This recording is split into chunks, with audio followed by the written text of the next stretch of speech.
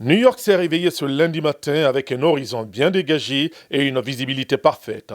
En ce début d'année, le Mali entend aussi voir son horizon dégagé et le processus de paix s'imposer à tous les acteurs. Pour ce faire, le gouvernement s'est engagé dans une démarche proactive au nom de laquelle notre chef de la diplomatie a rencontré les ambassadeurs de France, de Chine et des États-Unis auprès des Nations Unies, ainsi que le chef de cabinet du secrétaire général de l'ONU.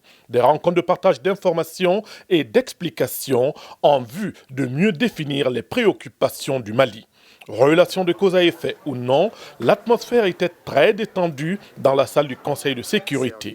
Et d'entrée de jeu, Hervé Latsou a salué le leadership du Mali dans la conduite du processus de paix.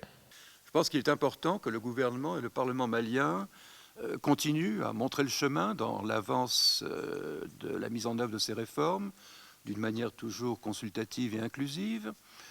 De ce point de vue-là, l'annonce par le gouvernement que le Comité national pour la coordination de la mise en œuvre de l'accord de paix comprendra des représentants désignés par les parties signataires, c'est un élément important et nous en appelons à ces mouvements pour qu'ils ne prennent pas de retard dans la désignation de leurs représentants dans ces structures. La détermination du gouvernement du Mali à mettre en œuvre les dispositions de l'accord pour la paix et la réconciliation nationale est ferme et totale.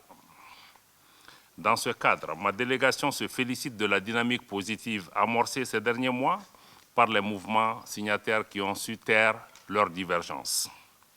En second lieu, il y a lieu aujourd'hui de retenir que la recrudescence des attaques terroristes constitue la principale entrave à l'application de l'accord pour la paix et la réconciliation au Mali.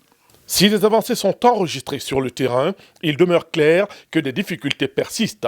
En phase avec le ministre Abdoulaye Diop, Hervé Latsou reconnaîtra que la lutte contre le terrorisme devra être accentuée au risque de voir ces groupes torpiller tous les efforts de stabilisation.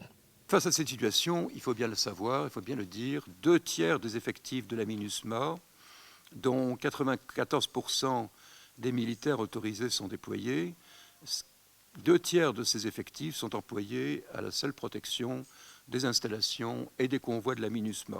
Le gouvernement du Mali est parfaitement conscient que les opérations de maintien de la paix n'ont pas vocation à lutter contre le terrorisme.